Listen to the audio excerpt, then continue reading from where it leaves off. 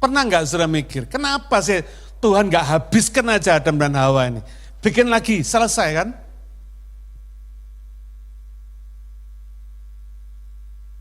Dulu saya berpikir gitu, Tuhan ini kok mau repot? Gara-gara Adam dan Hawa, seluruh bumi mengalami siksaan, mengalami penderitaan. Kenapa nggak dihabisin aja dua orang ini? Bikin Adam dan Hawa yang baru. Selesai kan? Ini loh saudara sebabnya. Ada nilai historisnya. Nilai historis ketika ketika Tuhan menghembuskan nafas kekalnya kepada Adam sehingga dia menjadi makhluk yang hidup. Ini yang sifatnya kekal. Nilai historis ini yang kekal. Tidak bisa hilang selama-lamanya.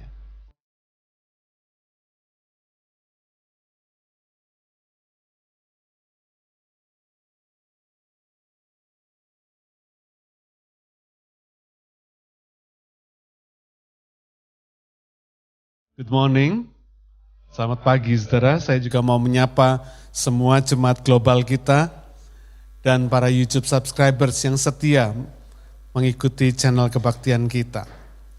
Saudara, ada kasus-kasus di dunia ini yang perlu solisitor, ya, perlu lawyer atau perlu pengacara, perlu barrister.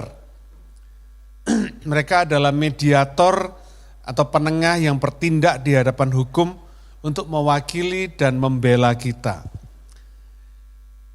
Pembela-pembela ini membela kita supaya kita bisa mendapat keadilan yang terbaik. Tapi kita sudah tahu bahwa para pembela ini, para pengacara ini bisa menang tapi juga bisa kalah di dalam kasus-kasus hukum di pengadilan. Nah, saudara, kalau saudara perhatikan urusan duniawi saja, kadang kita membutuhkan solisitor, apalagi urusan rohani. Urusan rohani yang lebih complicated daripada urusan jasmani, urusan duniawi ini. Apa itu? Kenapa? Karena kita punya dispute sama Tuhan. Saudara, suka enggak suka, sadar atau enggak, ngerti atau enggak, kita sesungguhnya orang berdosa ini punya dispute, punya perkara sama Tuhan. Ya, punya masalah sama Tuhan. Apa sebabnya? Karena kita punya dosa. Dosa ini menjadi masalah di hadapan Tuhan. Ya. Karena itu di dalam perkara rohani kita ini mutlak butuh pembela. Tapi pembela yang tidak bisa kalah. Tidak seperti pengacara-pengacara dunia tadi. Pembela yang tidak boleh kalah, tidak bisa kalah. Kenapa? Karena setan selalu ingin bawa kita ke neraka, sehingga pembela kita harus bisa bawa kita ke sorga. Pembela yang tidak pernah kalah bisa bawa kita ke sorga. Karena itu hari ini saya khotbah dengan judul Pembela yang tak terkalahkan. Nah, pertanyaannya sekarang, bagaimana Yesus bisa jadi pembela yang tak terkalahkan buat kita? Mari kita baca. Kitab Ibrani pasal yang ke-9, ayat 15 sampai dengan ayat yang ke-18. Karena itu, ia adalah pengantara dari suatu perjanjian yang baru, supaya mereka yang telah terpanggil dapat menerima bagian kekal yang dijanjikan. Sebab ia telah mati untuk menebus pelanggaran-pelanggaran yang telah dilakukan selama perjanjian yang pertama. Sebab di mana ada wasiat, di situ harus diberitahukan tentang kematian pembuat wasiat itu. Karena suatu wasiat barulah sah kalau pembuat wasiat itu telah mati. Sebab ia tidak berlaku selama pembuat wasiat itu masih hidup. Itulah sebabnya maka perjanjian yang pertama tidak disahkan tanpa darah. Sampai di sini dulu pembacaan kita. Bagaimana Yesus bisa jadi pembela kita? Yang pertama, Yesus mati mempersembahkan darahnya. Ya.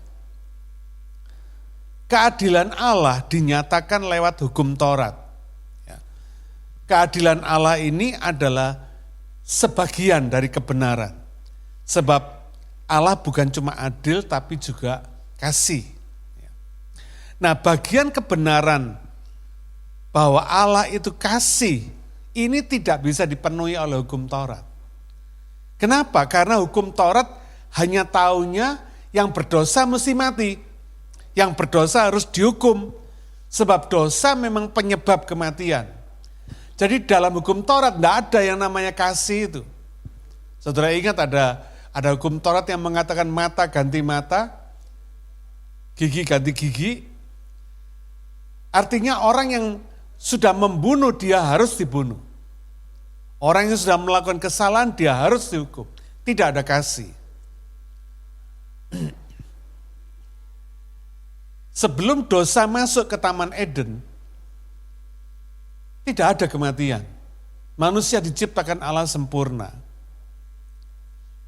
Karena itu ayat 18 dikatakan itu sebabnya perjanjian yang pertama yaitu hukum Taurat tadi itu harus disahkan dengan darah. Karena tidak ada darah, tidak ada pengampunan. Tapi kalau sudah baca dalam Ibrani 9 ayat 22, perhatikan ini. Dan hampir segala sesuatu disucikan menurut hukum Taurat dengan darah. Dan tanpa penumpahan darah tidak ada pengampunan. Ini diambil dari Imamat 17 ayat yang ke-11. Ya. Nah persoalannya sekarang saudara, darah siapa yang bisa meredakan amarah Allah? Darah siapa, darah apa yang bisa membuat murka Allah itu sirna atau reda? Murka terhadap dosa. Cawan murka Allah yang begitu mengerikan yang digambarkan oleh oleh Rasul Yohanes lewat penglihatan di Pulau Patmos. Saudara bisa baca di kitab Wahyu pasal 16.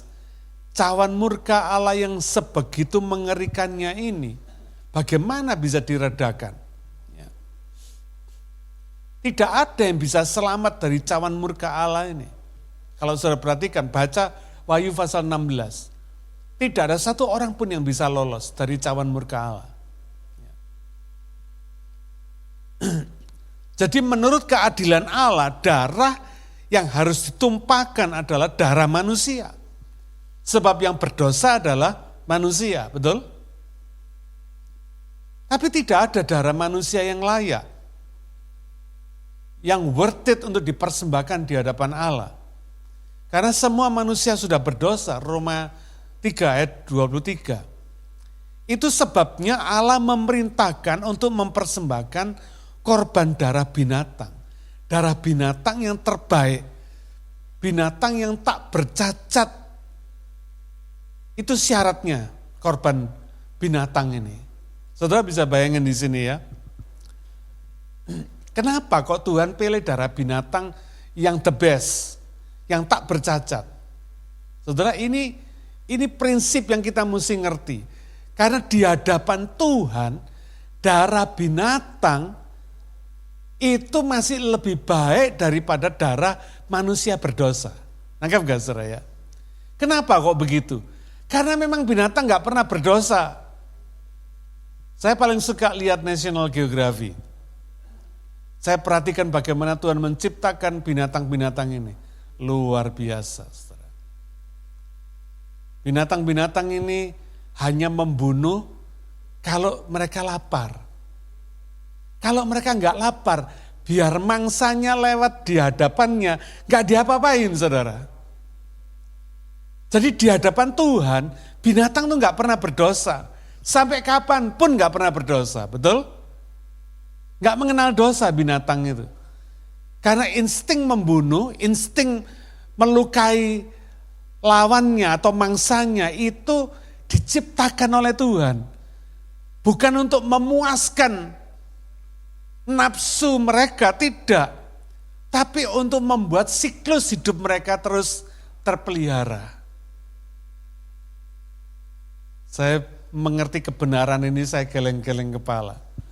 Iya ya Tuhan, ternyata darah orang berdosa itu lebih menjijikkan di hadapan Tuhan daripada darahnya binatang.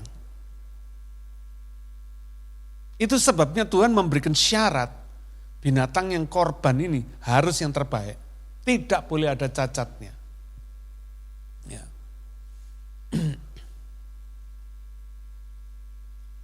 Darah binatang yang tidak bercacat ini masih lebih diperhitungkan oleh Tuhan daripada darahnya orang berdosa. Karena itu saudara jangan pernah ragu bicara tentang keselamatan kepada orang-orang yang belum percaya Yesus. Mereka mesti ngerti prinsip ini. Meskipun tidak langsung saudara hantam begini, tapi saudara bisa membuat persaudaraan, persahabatan dengan mereka, nanti pelan-pelan dijelaskan. Kenapa Tuhan gak pernah perintahkan ambil darah manusia yang terbaik? Tidak ada. Tidak ada yang terbaik. Kenapa? Karena sudah berdosa semua. Makanya korban Tuhan suruh binatang. Binatang yang terbaik. Ya. Karena itu saudara, kalau tahu Tuhan itu jijik terhadap dosa sebegitu rupa, jangan main-main sama dosa. Amin. Saudara harus berjanji seumur hidup saudara, Tuhan aku tidak mau main-main sama dosa. Kenapa? Karena dosa itu menyakitkan hati Tuhan. Ya. Sebaliknya kesucian menyenangkan hati Tuhan. Karena itu mari kita jaga kesucian. Kesucian pikiran kita, kesucian perkataan kita, kesucian tindakan, perbuatan, sikap, perilaku kita, jaga saudara. Ibrani 9 ayat 13 sampai 14 berkata begini, sebab jika darah domba jantan dan darah lembu jantan dan percikan abu lembu muda menguduskan mereka yang najis sehingga mereka disucikan secara lahiriah.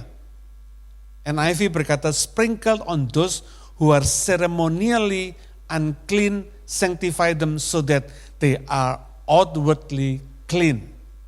Ayat 14, betapa lebihnya darah Kristus yang oleh roh yang kekal telah mempersembahkan dirinya sendiri kepada Allah sebagai persembahan yang tak bercacat, akan menyucikan hati nurani kita dari perbuatan-perbuatan yang sia-sia supaya kita dapat beribadah kepada Allah yang hidup. Ayat 14 berkata darah binatang ini hanya bisa menyucikan secara jasmani, outwardly clean, bersih secara luar, secara lahiriah, tapi nggak bisa bersihkan yang di dalam. Bisa membersihkan yang kelihatan, nggak bisa membersihkan apa yang tidak kelihatan. Apa itu? Tidak bisa membersihkan hati dan pikiran kita. Amin. Ini nggak bisa dibersihkan sama darah yang terbaik, darah binatang terbaik tadi. Karena itu darah Kristus bisa menyucikan hati nurani, pikiran yang tidak kelihatan ini, consciousness ini. Dari tindakan-tindakan yang memimpin kepada kematian. Ini fungsinya darah Yesus. Ya. Supaya kita bisa beribadah dan melayani Allah yang hidup. Saudara perhatikan ya, gak main-main loh. Saudara bisa beribadah kepada Tuhan seperti hari ini. Itu karena kasih karunia yang diberikan atas kita. Siapa kita ini boleh menyembah Dia, boleh menyembah Allah yang kudus itu. Siapa kita boleh melayani Dia? Siapa kita ini saudara? Kalau bukan manusia, orang-orang yang sudah dilayakkan oleh Tuhan. Sudah dibenarkan, sudah diselamatkan, sudah dikuduskan oleh Tuhan. Itu baru bisa menghampiri Dia, menghampiri tahtanya. Ya. Orang yang cuma bersih luarnya, tidak bisa menyembah Tuhan. Karena itu saya selalu katakan agama tidak pernah menyelamatkan. Saudara jangan cuma senang karena beragama Kristen, oh no. Orang beragama Kristen belum tentu bertuhan, belum tentu selamat. Tapi orang yang punya Yesus, yang hidup sungguh-sungguh, percaya dan taat kepada Tuhan Yesus, ini yang diselamatkan. Kenapa saudara? Karena tuntutan keadilan Allah itu sempurna. Saudara perhatikan ini. Manusia harus sempurna. Kita mesti sempurna, saudara. Ada orang yang berkata gini sama saya, mana bisa manusia itu sempurna? Oh masih darah dan daging, masih bisa mati. Saya katakan, manusia itu kudu sempurna bukan karena kamu tidak sempurna. Tapi karena memang manusia itu diciptakan Allah sempurna di Taman Eden. Sebelum dosa masuk, sebelum Adam dan Hawa tidak taat kepada Tuhan, dia sempurna. Semak duri aja tidak ada di bumi. Tapi setelah manusia jatuh dalam dosa, bumi terkutuk. Sehingga tumbuhlah semak duri, saudara. Bayangin ya. Nanti sudah ngerti kalau setelah saya berikan ilustrasi. Matius 5 ayat 48 berkata demikian. Karena itu, haruslah kamu sempurna sama seperti Bapakmu yang di sorga adalah sempurna. Wow, dahsyat saudara.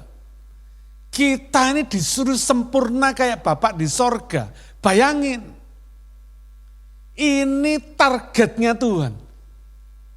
Ini goalnya yang mesti dicapai oleh manusia. Sempurna seperti Bapa di sorga. Karena memang kodratnya manusia itu sempurna. Tidak seperti binatang. Kodrat manusia itu sempurna. Diciptakan sempurna. Kalau manusia tidak jatuh dalam dosa, manusia tidak bisa mati.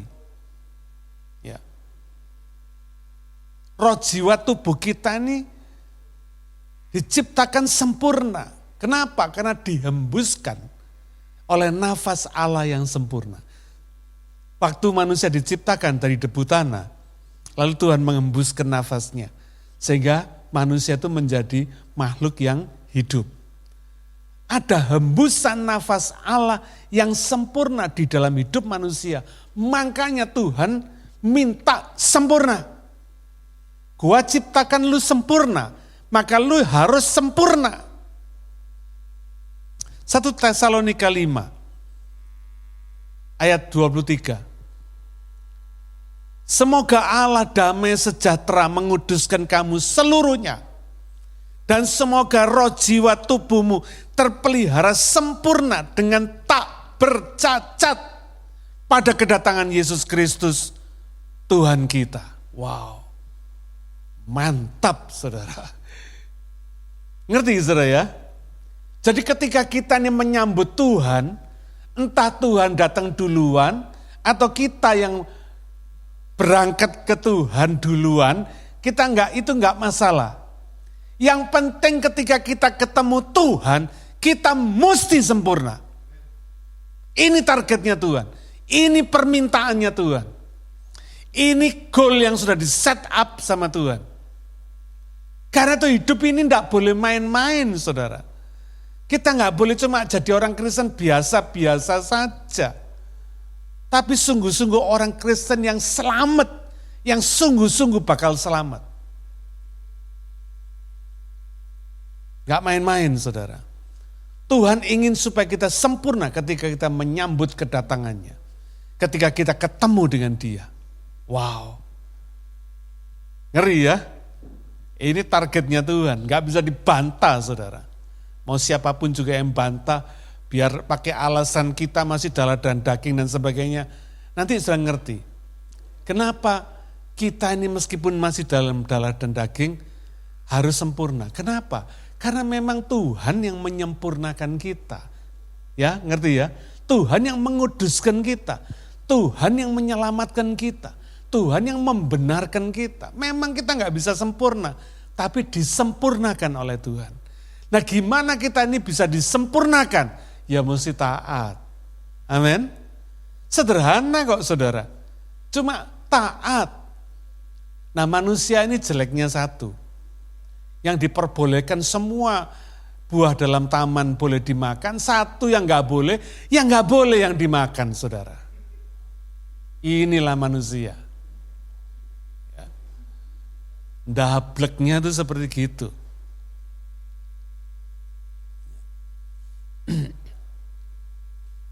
Kuncinya cuma sederhana, cuma 2 huruf, T-A-A-T. Taat, no excuse. Saya mau kasih saudara ilustrasi. Satu hari saudara merit, saudara honeymoon ke Paris. Di sana saudara lihat ada vas bunga kristal yang bagus. Saudara lihat duit saudara pas-pasan, tapi demi kasih sayang, saudara beli untuk kenang-kenangan. Sampai rumah saudara taruh di tempat yang terbaik, saudara pajang. Setiap kali orang datang lihat, wah ini bagus banget ya. Saudara akan berkata, iya ini kristal beneran, asli mahal. Lalu satu hari ada teman saudara yang agak begini saudara ya. Datang ke rumah saudara, dia bilang, oh ini kristal. Saudara bilang, iya ini kristal baik, beneran mahal ini. Masa katanya. Dia ambil vas itu, dia lihat terus dia banting saudara. Dasar gini ya. Lalu dia lihat pecahannya, saudara pernah lihat kalau kristal pecah enggak? Belum ya? Kristal itu kalau pecah jadi kecil-kecil. Kalau bukan kristal, pecahnya gede-gede. Ya. Kristal asli kalau pecah, jadi kecil-kecil, saudara. Lalu dia bilang, udah, gak apa-apa. Saudara lihat vas bunga kesayangan saudara, pecah. Saudara sedih, dia bilang, udah gak usah sedih, ntar gua beliin di Plaza Indonesia banyak. Yang gede, yang lebih bagus dari ini. Satu hari dia benar bawa vas bunga yang lebih gede, lebih mahal katanya daripada yang vas bunga yang saudara beli. Tapi saudara puas nggak? Enggak. Kenapa? Karena vas bunga yang dia bilang lebih mahal, lebih besar, lebih bagus, ini enggak bisa menggantikan vas bunga yang pertama. Nilai materinya mungkin bisa lebih mahal, tapi nilai historisnya enggak ada. Vas yang dibanting pecah tadi itu, nilai historisnya besar sekali buat saudara. Itu kenang-kenangan honeymoon saudara waktu ke Paris. Saudara bersedih, biar dikasih yang lebih bagus, lebih besar, saudara taruh di gudang. Kenapa? Karena enggak ada nilai historisnya bagi saudara. Satu hari ada seorang dari Paris datang. Dia bilang, saya dengar vas kamu pecah ya. Saya pembuat vasnya. Oh, saudara kaget. Saya pembuat vasmu. Masih ada enggak pecahannya? Oh ada, saya simpen. Karena saya masih sayang sama vas bunga saya. Lalu pembuat vasen berkata, kasihkan saya akan buatin kamu. Persis seperti vas yang kamu beli dulu. Lalu dengan ahlinya dia membuat, dia jadikan batu-batu kristal yang pecah menjadi vas bunga kembali. Persis seperti yang saudara beli di Paris. Nangkep gak saudara ya? Saudara puas gak? Puas. Kenapa? Karena saudara tahu bahwa vas ini dijadikan baru oleh pembuatnya sendiri. Bukan oleh orang lain. Kalau misalnya satu hari ada orang lain yang berkata, sini gua bikinin lagi vas yang sama dari batu kristalmu. Saudara gak akan puas. Kenapa? Karena dia bukan pembuatnya.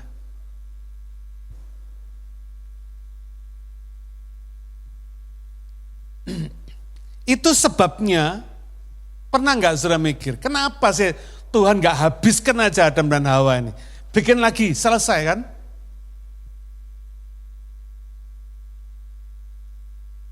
Dulu saya berpikir gitu, Tuhan ini kok mau repot? Gara-gara Adam dan Hawa, seluruh bumi mengalami siksaan, mengalami penderitaan. Kenapa enggak dihabisin aja 2 orang ini? Bikin Adam dan Hawa yang baru, selesai kan? Ini loh saudara sebabnya. Ada nilai historisnya. Nilai historis ketika Tuhan menghembuskan nafas kekalnya kepada Adam sehingga dia menjadi makhluk yang hidup. Ini yang sifatnya kekal. Nilai historis ini yang kekal. Tidak bisa hilang selama-lamanya. Satu hari mungkin kita sudah ada di lubang kubur. Tapi nilai historis kehidupan kita ini tidak pernah hilang. Bahwa pada tanggal 2 Juli 1958 pernah lahir seorang yang namanya Agus Raharja. Ini tidak pernah hilang selama-lamanya. Nilai historis inilah yang dihargai oleh Tuhan. Sehingga Tuhan tidak bunuh Adam dan Hawa dan ciptakan yang baru. Karena Tuhan tahu solusinya. Dia ciptakan Adam lewat firman-Nya, yaitu Yesus. Dia kirimkan Yesus ke dunia untuk menciptakan manusia jadi baru. Amin. Ya. Bapa kirimkan Yesus mati dan mempersembahkan darahnya untuk melahirkan kita kembali. Karena itu orang Kristen mesti lahir baru. Born again. Karena tanpa dilahirkan yang baru, Yesus berkata, kamu tidak bisa melihat kerajaan Allah. Tanpa dilahirkan dari air dan roh, kamu nggak bisa masuk ke dalam kerajaan Allah. Karena tidak ada yang bisa ketemu Tuhan dengan cuma bersih luarnya, tidak ada saudara. Ketemu Tuhan mesti bersih luar dalam. Roh jiwa tubuh kita sempurna. Tadi itu ya, 1 Tesalonika 5 ayat 23. Terpelihara sempurna dengan tak bercacat. Wow, hebat Tuhan kita. Karena itu kita orang percaya ini seperti kristal pecah tadi yang diciptakan kembali oleh penciptanya, yaitu Yesus, firman. Karena itu untuk menyembah dan melayani Allah yang hidup, kita harus jaga kekudusan. Hati, pikiran, perkataan, perbuatan kita mesti kudus. Ya. Hidup kita mesti bermanfaat, berguna bagi Tuhan, bagi gereja Tuhan, bagi sesama manusia. Menghasilkan buah yang tetap. Hidup yang sempurna dan berkualitas di hadapan Allah yang seperti itu adalah tujuannya. Yesus mati dan mempersembahkan darahnya buat kita. Karena itu mari kita hargai pengorbanan Yesus. Kalau saudara sudah melihat picture ini, gambaran ini, betapa mahalnya kematian dan darah Yesus itu. Saudara tahu, tidak ada dosa yang terlalu besar yang tidak bisa diampuni. Tidak ada penyakit yang paling mengerikan yang tidak bisa disembuhkan. Tidak ada persoalan yang paling sulit yang tidak bisa dipecahkan, yang tidak bisa diselesaikan. Semua di hadapan Tuhan sudah bisa diselesaikan. Karena Yesus sudah mati, dia sudah berikan darahnya untuk menebus segala persoalan kehidupan kita. Ya. Yang pertama, Yesus mati mempersembahkan darahnya supaya dia jadi pembela yang tak terkalahkan. Pembela yang tidak bisa kalah. Yang kedua, Yesus menggenapi perjanjian Bapa. Ibrani 9 ayat 19 sampai 21. Sebab sesudah Musa memberitahukan semua perintah hukum Taurat kepada seluruh umat, ia mengambil darah anak lembu dan darah domba jantan, serta air dan bulu merah dan hisop, lalu memerciki kitab itu sendiri dan seluruh umat. Sambil berkata, inilah darah perjanjian yang ditetapkan Allah bagi kamu. Dan juga kemah dan semua alat untuk ibadah dipercikinya secara demikian dengan darah. Saudara, kita di bagian pertama tadi kita sudah bahas satu sisi kebenaran, yaitu Allah itu adil. Ya. Yang berdosa mesti dibayar dosanya. Karena itu Yesus mati, persembahkan darahnya sendiri untuk bayar dosa-dosa manusia. Sekarang kita akan bahas sisi yang kedua, yaitu Allah itu kasih. Saudara, siapa yang bisa suruh Allah berjanji? Tidak ada. Ketika Allah berjanji kepada Abraham, Abraham tidak pernah minta. Kadang saya berpikir, Tuhan ini kok mau repot ya? Ngapain janji sama Abraham? Ya. Allah tidak punya obligasi untuk berjanji kepada siapapun. Kenapa? Karena rusaknya manusia di Taman Eden bukan karena kesalahan Tuhan, betul? Bukan karena kesalahannya, kesalahan manusia sendiri. Karena manusia terlalu sombong, mau tahu seperti Tuhan, tahu yang baik dan yang benar. Sehingga pohon yang dilarang dimakan. Tapi setelah manusia tahu yang baik dan yang benar, menurut otak kecilnya segini ini, akibatnya apa? Sampai sekarang manusia tidak pernah ada yang jadi baik, saudara. Perang makin banyak, pembunuhan makin banyak, kejahatan makin banyak, semuanya makin banyak. Ya. Kata perjanjian dalam bahasa Ibrani disebut berit. Dalam Septuaginta, perjanjian baru yang ditulis dalam bahasa Yunani, diterjemahkan sebagai diateke. Diateke yang berarti wasiat. Jadi kalau sudah baca nanti kata-kata wasiat, ini bicara tentang ini. Diateke ini. Ya. Nah karena kasih karunia-Nya tadi saya katakan, tidak ada yang nyuruh, tidak ada yang minta, Tuhan tuh bisa tiba-tiba janji kepada Abraham. Waktu itu Abraham masih di Ur Kasdim, masih jadi orang yang belum percaya, yang menyembah berhala. Ngapain dia panggil Abraham? Tapi Abraham ini luar biasa.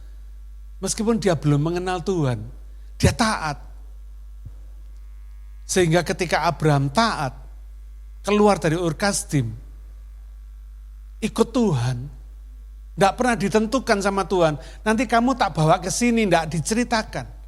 Inilah Abraham. Makanya dia disebut sebagai bapak orang beriman. Luar biasa. Dia keluar dari Ur Kasdim, ngikuti Tuhan. Itu sebabnya Tuhan berjanji kepada Abraham. Meskipun tidak ada obligasi, dia mesti berjanji. Dia janjikan kepada Abraham, besok keturunanmu akan jadi seperti pasir di pantai dan bintang di langit. Wow, janjinya luar biasa.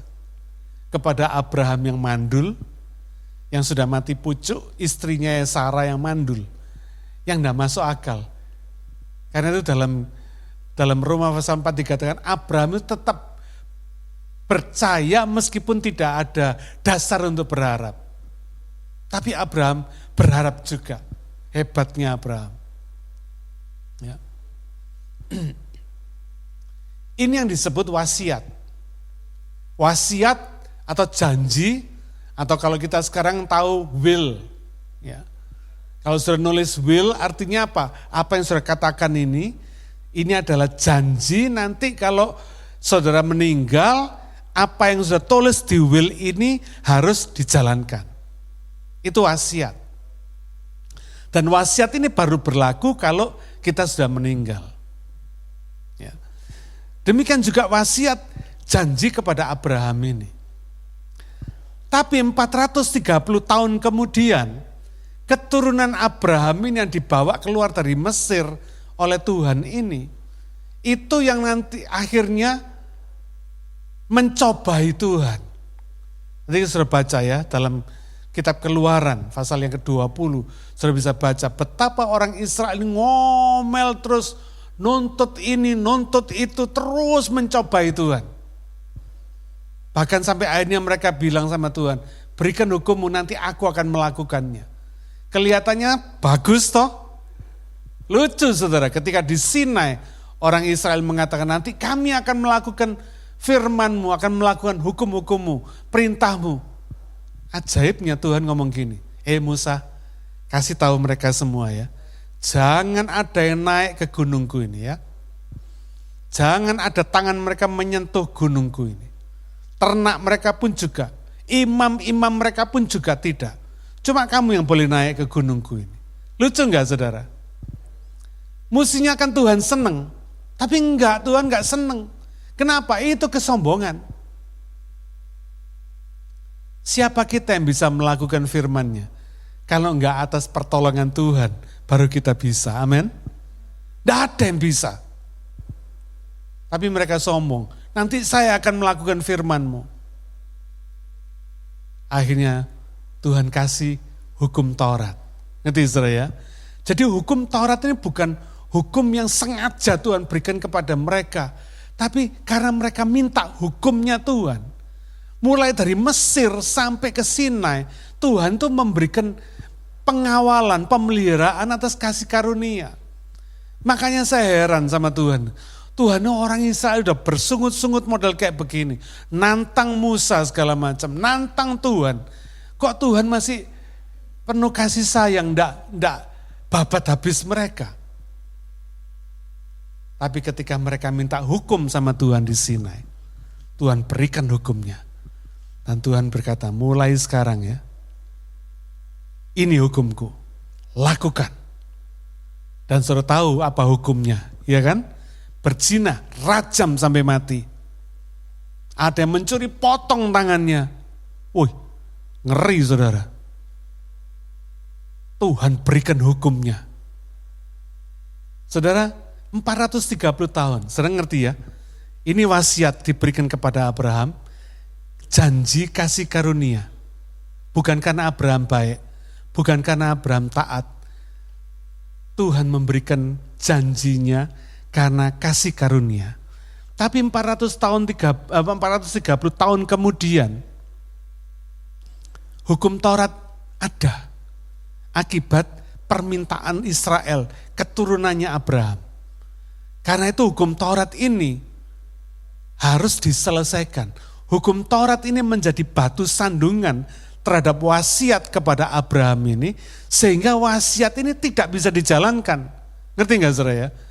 Akibat adanya hukum Taurat, wasiat Abraham ini tidak bisa jalan. Karena tidak ada yang bisa memenuhi hukum Taurat. Lu minta hukum, gua kasih hukum. Lakukan sekarang, kata Tuhan. Tidak ada yang bisa ngelakuin. Ini menjadi penghalang wasiat Abraham terlaksana. Ya.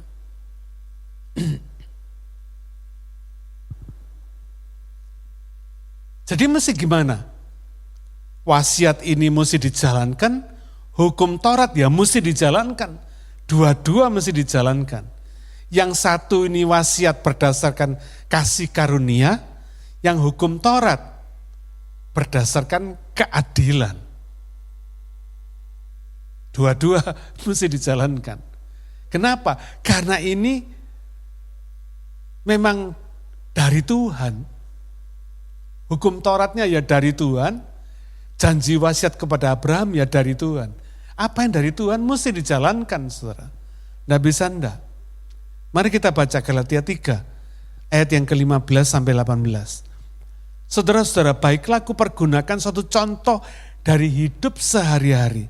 Suatu wasiat yang telah disahkan sekalipun ia dari manusia tidak dapat dibatalkan atau ditambahi oleh seorang pun. Bayangin ya, wasiatnya manusia aja nggak boleh dibatalkan, nggak boleh ditambahi, apalagi wasiat dari Tuhan. Mesti jalan. Ya. Ayat 16, adapun kepada Abraham diucapkan segala janji itu dan kepada keturunannya. Tidak dikatakan kepada keturunan-keturunannya. Perhatikan, seolah-olah dimaksud banyak orang, tetapi hanya satu orang dan kepada keturunanmu, yaitu Kristus. Nah, sekarang kita ngerti. Maksudku ialah janji kepada Abraham tadi, yang sebelumnya telah disahkan Allah tidak dapat dibatalkan oleh hukum Taurat. Anggap ya, Meskipun ada hukum Taurat 430 tahun kemudian, wasiat janji ini tidak pernah batal.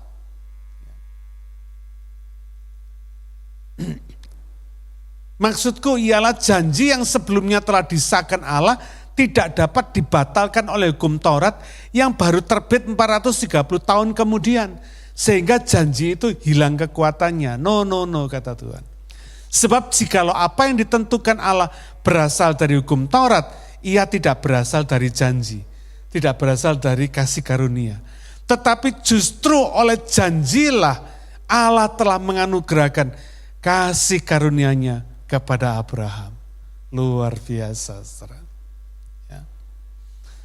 Sekarang ketahuan, rupanya janji yang diberikan Allah kepada Abraham ini, menjadi keturunanmu akan jadi seperti pasir di pantai dan bintang di langit. Ini bukan bicara tentang keturunan jasmaninya Abraham. Bukan Israel jasmani, nangkap gak saudara ya? Tapi ini bicara tentang Israel rohani. Bicara tentang Kristus. Bicara tentang keturunan rohaninya Abraham. Yaitu siapa? Orang percaya, saudara dan saya. Apa buktinya? Gampang. Sampai sekarang orang Israel jumlahnya cuma 9.364.000. Sensus Israel tahun 2021. Cuma segitu, saudara. Masih bisa dihitung.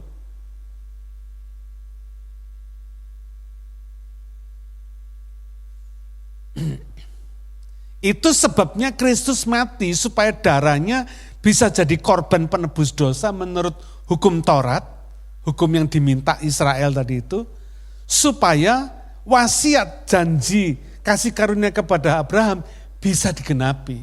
Supaya hukum Taurat ini tidak menjadi penghalang wasiat ini digenapi. Nangkep gak saudara? Begitu sayangnya Tuhan kepada keturunan Abraham, keturunan rohani Abraham, saudara dan saya. Luar biasa. Karena itu orang percaya yang sudah diselamatkan harus bisa menghargai darah Kristus ini.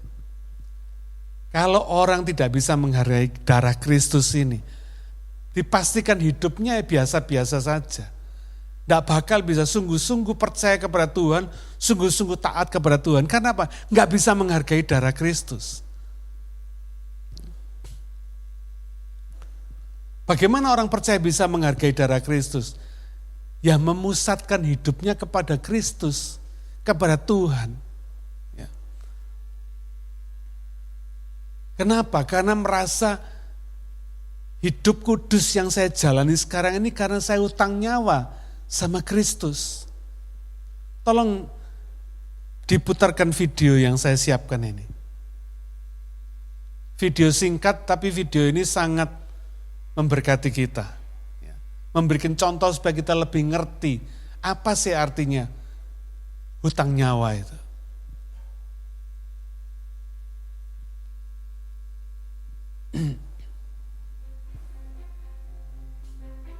Ini kisahnya seorang pilot pesawat tempur Jerman namanya Franz Stigler. Kejadian ini pada tanggal 20 Desember 1943. Ketika itu Franz Stigler ini sedang memburu satu pesawat bomber Amerika B-17. Ketika dia mau tembak pesawat bomber ini, karena Franz Stigler ini terkenal jago dalam dogfight di udara. Dia berhasil merontokkan 28 pesawat Amerika, pesawat tempurnya Amerika. Jadi begitu mudahnya dia untuk menembak bomber B-17 ini. Tapi waktu dia mulai mau tembak bomber B-17 ini, dia mau habisi, dia lihat bomber B-17 itu sudah rusak parah. Sudah rusak parah, sudah tidak berdaya dan tidak membahayakan. Dia lihat pilotnya berdarah, lalu tiba ada iba hati keluar di dalam hatinya, kasihan dia. Dia nggak tembak. Dia malah dampingi bomber 17 ini, B-17 ini. Supaya bomber B-17 tidak ditembak oleh pasukan Jerman yang dibawa. Dia tahu di bawah ada pasukan Jerman yang siap dengan artileri anti pesawat terbang. Singkat cerita, akhirnya bomber B-17 ini berhasil diselamatkan oleh dia. Dibawa keluar dari daerah berbahaya, keluar dari daerah tentara Jerman. Kenapa tentara Jerman yang nggak berani nembak bomber B-17 ini? Karena di sampingnya ada pesawat Jerman. Mereka takut salah tembak, saudara. Ya, luar biasa. Akhirnya singkat cerita, ketika pesawat bomber ini sudah dibawa keluar dari daerah berbahaya, mereka berpisah, gak pernah ketemu. Nah, sejak saat itu mereka tidak pernah ketemu. Pilot pesawat bomber B-17 ini bernama Charles, atau sering dipanggil Charlie Brown. Sejak itu mereka nggak pernah ketemu. Dan lucunya dua-dua pilot ini merahasiakan peristiwa ini, saudara. Yang satu nggak berani, si Franz Stigler nggak berani lapor ke pemimpinnya, yang Charlie Brown juga nggak berani lapor ke atasannya. Sama-sama nggak berani lapor. Setelah 50 tahun pencarian, 50 tahun, Charlie Brown ini mencari Franz Stigler ini. 50 tahun, saudara. Dia baru ketemu. Waktu ketemu dia bilang sama Franz Stigler ini, aku berhutang nyawa sama kamu. Aku tidak mau mati sebelum aku ketemu sama kamu. 50 tahun dia cari sampai ketemu. Thank you, videonya sudah diputarkan. Dan dia berkata, sekarang aku puas. Aku mau ketemu karena aku tidak sempat mengucapkan terima kasih. Karena aku utang nyawa sama kamu. Aku gak sempat bilang terima kasih sama kamu. Aku habiskan waktu 50 tahunku untuk selalu menceritakan kebaikanmu. Dan bagaimana aku berhutang nyawa sama kamu.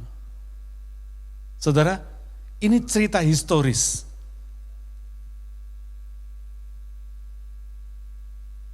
Kejadian sungguhan. Memberikan gambaran kepada kita. Charlie Brown ini ngerti apa artinya hutang nyawa sama Franz Stigler ini. Bagaimana dengan kita? Sudahkah seumur hidup kita ini dalam pencarian kita kepada Tuhan ini? Apakah kita ini sudah melakukan seperti yang dilakukan Charlie Brown kepada Franz Stigler ini? Apakah kita sungguh-sungguh mencari Tuhan, mencari Yesus karena kita ini hutang nyawa sama Tuhan?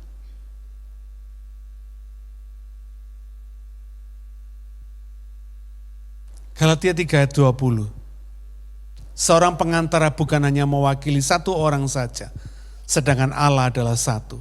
Tetapi kitab suci telah mengurung segala sesuatu di bawah kekuasaan dosa, supaya oleh karena iman dalam Yesus Kristus, janji itu, wasiat itu diberikan kepada mereka yang percaya. Sebelum iman itu datang, kita berada di bawah pengawalan hukum Taurat dan dikurung sampai iman itu telah dinyatakan. Jadi hukum Taurat adalah penuntun bagi kita sampai Kristus datang supaya kita dibenarkan karena iman. Iman kepada Yesus. Karena itu saudara, kekristenan itu bukan agama, tapi hubungan, relationship. Hubungan dengan Tuhan. Perjanjian di atas penebusan darah Yesus. Hanya orang yang percaya kepada penebusan darah Yesus yang bisa menggenapi perjanjian yang ditetapkan Bapa ini. Karena itu kekristenan berdasarkan iman kepada Yesus adalah hidup yang punya relasi hubungan dengan Yesus, yang punya kedekatan dan komunikasi dengan Tuhan. Artinya orang beriman ini orang yang bisa melihat fakta kehidupan kita dari sudut pandang hubungan kasih karunia dan anugerah dengan Yesus ini. Anugerah Tuhan yang sudah mati buat kita. Karena itu orang beriman, orang percaya tidak akan pernah kehabisan alasan untuk selalu bersyukur, bersukacita, dan hidup taat kepada Tuhan. Selalu ingat aku hutang nyawa sama Yesus. Dengan demikian, saudara nanti alami sendiri bagaimana saudara merasakan kehadiran Tuhan di dalam hidup saudara. Ajaib. Amin.